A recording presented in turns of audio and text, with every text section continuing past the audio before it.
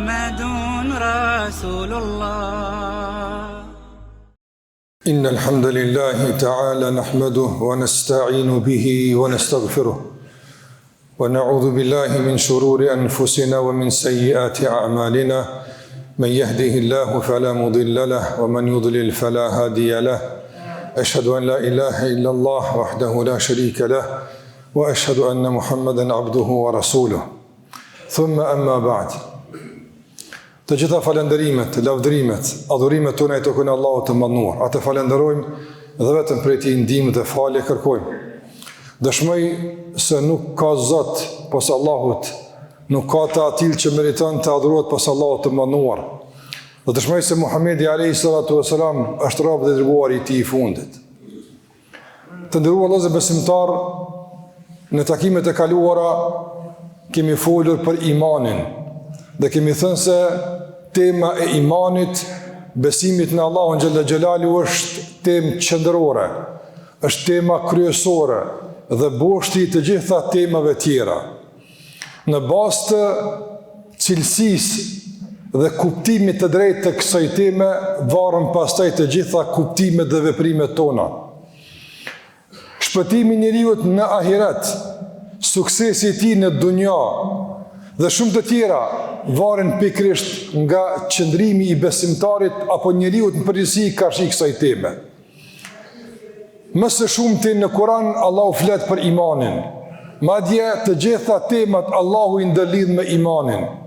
Për këtë arsye të ndërlozur është më së domosdoshme, është me prioritet, është pa alternativë që në vazhdimsi ne të miremi me çështjen e imanit, që ta zhvillojmë më tepër dhe rritim kuptimin ton karshi kësaj teme. Kultivojmë të gjitha ato vlera që në to thret imani dhe gjitha ato që kanë bën me imanin. Kemi thënë se imani të ndërruar besimin në Allahun te bareke ve teala dhe gjitha ato tjerat pastaj që kërkohet besohet në to, realisht ndërtojnë edhe në disa shtylla të rëndësishme. Çështja e imanit ka edhe tregues të vetë, ku ne e kuptojmë përmes treguesve se sa është i qëndrueshëm imani jonë, sa është stabil imani jonë. Nga këta tregues kemi thënë është lidhja e fuqishme me Allahun xhalla xhelalu. Besimtari sa më i lidhur me Zotin xhallahu ala, sa më shpesh e përmend, sa më shumë i lutet Allahu xhallahu ala, është më i lidhur me të. Madhrimi ndaj Allahu xhallahu ala që ndërtohet mbi njohjen, sa më mirë e njohim Allahun xhallahu ala, sa më tepër meditojmë rreth asaj që Allahu ka krijuar, ne e mbushim zemrën me madhrim ndaj Allahut mënduar. Dhe gjithashtu të flasë sot për një shtyllë të rëndësishme që realisht mund të konsiderohet si kurorizim dhe si përmbyllje finale e shtyllave të mëhershme. Një reagim i domosdoshëm, një reagim i natyrshëm i imanit është ti nënshtrohesh atij që ke besuar te pa rezervë. Çdo hezitim në nënshtrim, çdo kalkulim për t'u nënshtruar Allahu te bareke ve teala, çdo vonesë në këtë aspekt, çdo prolongim i nënshtrimit është tregues i problemeve dhe krizave në raport me imanin.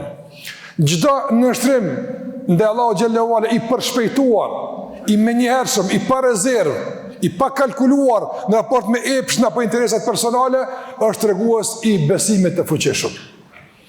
Dhe Allahu xhallahu ala të nderuar vëllezër sjell shembullin e dy modeleve në Kur'an, të atyre të cilët e kuptuan besimin si duhet dhe reaguan si duhet ndaj kërkesave të besimit, dhe përmend Allahu shembull atyre që nuk e kuptuan besimin si duhet, por vetëm u deklaruan dhe pretenduan dhe si reaguan pastaj ata në raport me kërkesat e besimit. Në fund të surës Al-Baqara, Allahu përmend besimtarët e drejtë në krye me Muhammedin sallallahu alaihi wasallam, i cili thotë Allahu xhallahu ala për të: "Amana ar-rasulu bima unzila ilayhi min rabbih wal mu'minun." I dërguari ka besuar, shikoni, ka besuar në tëra që i është zbrit nga Allahu, wal mu'minun, dhe besimtarët që e pasojnë atë. Besojnë, kullun amana billah, të gjithë kanë besuar në Allahun xhallahu ala, wa malaikatihi wa kutubihi wa rusuli, besojnë në melajket, në librat, në të dërguarin, la nuferriqu bejne ahadin min rusuli, në aspekt të besimit, nuk bëjmë dallim raport me asnjë pejgamber, të gjithë i pranojmë se janë të dërguar të Allahu xhallahu ala. E pastaj çka ndodh?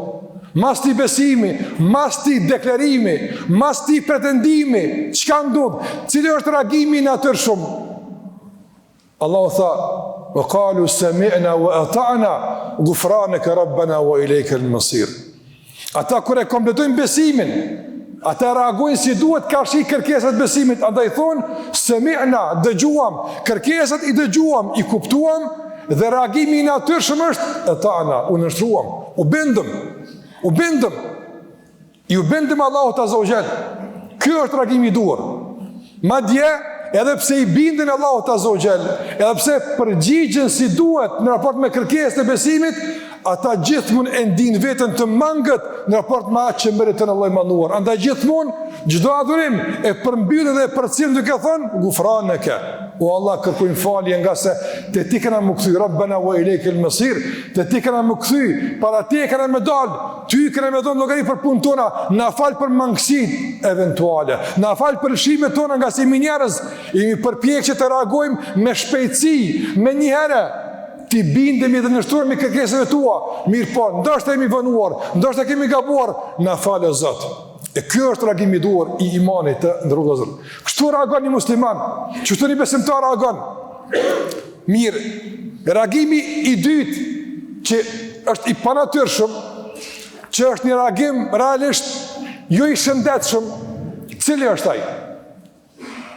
Allahu flet për pasust e një nga pejgamberët, të Allahu xhallahu për Beni Israilit, të cilët kur deklaruan për besim ishin rregull, kuptim të deklarimit.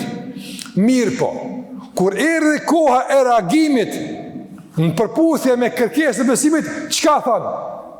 Sami'na wa asayna wa ushribu fi qulubihim al-ijl kul bi'sa ma ya'murukum bihi imanukum in kuntum mu'minin. Allahu tha, ata thanë, dëgjuam, i dëgjuam kërkesën e besimit, e kuptuam o Allah çka ti kërkon për neve. Reagimi, cili është reagimi? Asajna, na kena vendosë mësë më të bindë o Zot, nga se na kena punë tjera, nuk kemi kohë për kërkesët e tua, nuk kemi realisht interes me u përgjigjë kërkesëve tua, do i përgjigjemi do kërkesëve tjera që janë më në interes për neve. Mirë, këta kështu reaguan. E si u përgjigj Allahu xhallahu në këtij reagimi? Bi'sa ma ya'murukum bihi imanukum.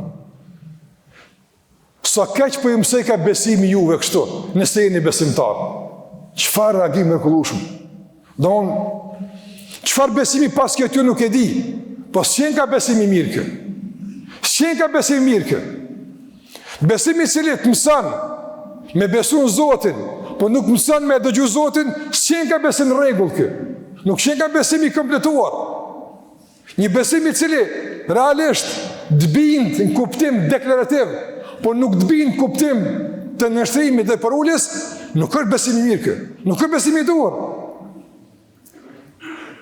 Andaj këtu dy modele që i sjell Kurani të ndërruar për treguar se kur kemi reagim të natyrshëm, të shëndetshëm të imanit, dhe kur kemi reagim problematik dhe dëshmi se ka krizë në iman, me dy shembuj që Allahu xhallahu e përmeni. E pastaj shembuj të dy modeleve ka shumë në Kur'an. Shembuj të dy modeleve, Kur'ani është plot i mbushur me pasues pejgamberëve dhe kundërshtar pejgamberëve. Dhe të atyre që pretenduan se janë besimtar, po kundërshtuar me veprat e tyre. Dhe për fund, Allahu xhallahu ala të ndërrozë prapë në surën Bekare. Flet për imanin, për besimin në pejgambert, në libra, flet për imanin. Dhe në përfundim të temës së imanit, çka thot Allahu xhallahu ala? Sibghat Allah, wa man ahsanu min Allahi sibgha. Sibghat Allah, imanin, besimin, Allahu po e quan ngjyrim. Ngjyrim. Çka nuk kupton ngjyrim? Se besimi të jep një ngjyrim të brendshëm dhe të jashtëm. Do të thotë reagimi i natyrshëm i besimit të shëndetshëm është ngjyrimi mbi bazën e besimit. Jo të kesh një besim të caktuar në zemrën tënde, e të jesh i ngjyrosur pastaj me kuptime tjera, nga se këtë laramani nuk e pranon besimi i fuqishëm në Allahun te barekuhu teala. Këtë kundërshtim, këtë shpërputhje mes të brendshmës dhe të jashtëmës, këtë laramani të shëmtuar, këtë imazh jo të mirë e refuzon besimin në Allahun te barekuhu teala. Prandaj, a je i ngjyrosur me ngjyrë të besimit? Ngjyra e besimit nuk është ngjyrë e ngjyrave të jetës tonë, e gjelbërt, e kuqe, e bardhë. Si janë këto ngjyrat e besimit? Ngjyra e besimit është devotshmëria, sikur që petku i besimit është devotshmëria. Ngjyra e besimit është frika ndaj Allahut. Ngjyra e besimit është dashnia ndaj Allahut xhallahu ala. Sikur që ngjyra e besimit është nënshtimi dhe përulja me namaz, me përmendje, me largim nga punë të këqija, nga se besimtari i drejt nuk pranon të ngjyroset me ngjyra të lloj-llojshme. Sikur se çdo kush pinive të ndërvozur, kur don me ngjyros shtëpinë e tij, përzgjedh ngjyrë të mirë. Dhe përzgjedh dikur që janë ngjyros shtëpinë mirë. Nuk pranon askush për shembull me ngjyros me shkarravina murin e shtëpisë vet. Dhomat, për shembull, çfarë do ngjyre? Sprish punë, a kombinohen, as kombinohen. Sprish punë, shkarravina le të jetë me ngjyrose. A pranon dikush për murin e shtëpisë vet kështu? Jo, pas pranon kështu. Jo, s'pranon. Kërkon ngjyrën më të mirë, a përshtatet me ambientin, me mobilet, me interierin, me këto, me shijen, gjitha këto i merr parasysh që në fund ta merr shtëpia në ngjyrë të mirë. Mirë, e për ngjyrën e zemrës tonë, a je interesuesi për ngjyrën e mureve tua? Me pas ngjyrën e mirë, mu duk bukur zemra. Pse kush e kthyr zemrën? E vërtet është kjo pyetje, kush e kthyr zemrën? E po për shkak të kësaj kush e kthyr, do të më kon ngjyra bukur. Për shkak se është krijuesi i gjithësisë, ai që shikon zemrat tona. E duhet me pas zemër të ngjyrosur bukur me ngjyrën që ai ka dërguar. Ai ka dërguar një ngjyrë, ka me këtë ngjyrë ngjyrosuni. Kur ngjyrosni me këtë ngjyrë, dukeni bukur. Unë e pëlqej atë ngjyrë. Prandaj besimtari nuk pranon ngjyrën tjetër, përveç ngjyrimit të besimit, përveç ngjyrimit të adhurimit dhe nërtimit të Allahut të mëdhenuar. Kjo është reagimi i duhur. Dhe kjo është nërtimi ndaj Allahut te barekuhu teala që tregon realisht ndërtimin e fuqishëm të besimit dhe tregon për funksionimin e shëndetshëm të besimit dhe të natyrshëm të udhëzimeve që besimtari i ka deklaruar se është i thtar dhe pasues i këtyre mësimeve dhe i këtyre udhëzimeve. Allahu na përmirësoj gjendjen e besimit. Në është Allah besim të fuqishëm që e ndryshon gjendjen tonë për të mirë, na përmirëson nga brendia dhe nga jashtëmja jonë. Një besim i cili na mundson që pa hezitim, pa asnjë rezervë, të bindemi në vazhdimsi krijuesit, nga se besimi në Allah na ka mësuar. Allahu din më së miri e ne nuk dim. Allahu i ka udhëzimet më të mira, e tjerët nuk i kanë udhëzimet e përshtatshme. Çfarë i duhet njeriu? Për shkak të kësaj bindje dhe të tjerëve bindje, ne i bindemi Allahut pa rezervë dhe pa asnjë ndyshje dhe pa asnjë hamendje. Allahu na përmirësoj gjendjen tonë, na udhëzon në rrugën e drejtë e na i fal mëkatet tona. Kërkoni falje nga Allahu, nga se Allah është falës dhe është mëshirues. Aqulu qawli hadha wa astaghfiru li wa lakum fastaghfiruhu innahu huwal ghafurur rahim.